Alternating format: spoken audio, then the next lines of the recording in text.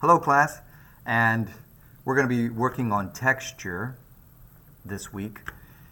So I want to go through the rundown again of how we access the project, what are the support material and resources that you have available for the texture project. So here we go. I'm talking about the project, writing it down. You got part one, which is the acquisition of your textures through rubbings. And then part two is where you will collage your rubbings and do a graphic interpretation of them.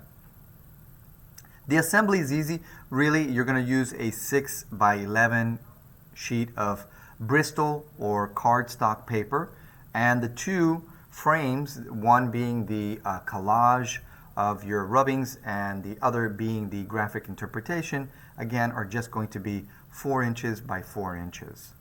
And of course, I have down here just some examples for you guys to see how we have the rubbings and the translation.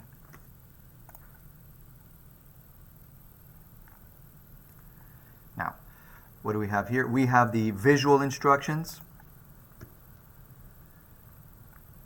And here we have the visual instructions. And you can see that, here we have the materials that we can use from nature. Also, you need to get rubbings from artificial surfaces or textures that are made by humans, right? So, again, this is something where I would like for you guys to watch, look at. Here, we got an interesting snake skin rubbing here. Ferns, leaves, and then we have the collaging and so forth. So you guys should take a look at this, see how the application is and what we are doing and what I am asking you for the project, right? There is the lamination, and then we begin with the graphic translation. That means copying what you see here over into here, remembering line quality, using our different thicknesses of pen, being very clean. Craftsmanship is important.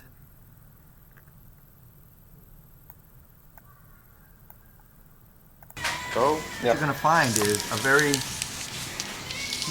it's almost like the visual instructions, but you're going to see that I put down some text of things that are happening in the video, and it pretty much gives you an idea of what's going on and how to approach this assignment and how to cut things, collage things. So I think cut and then tape, and then go in there. You guys to go ahead and make a great piece, and to help you understand texture and physical texture and how to replicate it using stippling, hatching, and cross hatching. And that's about it for our walkthrough and explaining of the projects. Again, if you have any questions or comments or concerns about the project, just go ahead and contact me or email me. All right, everybody. Have a good time.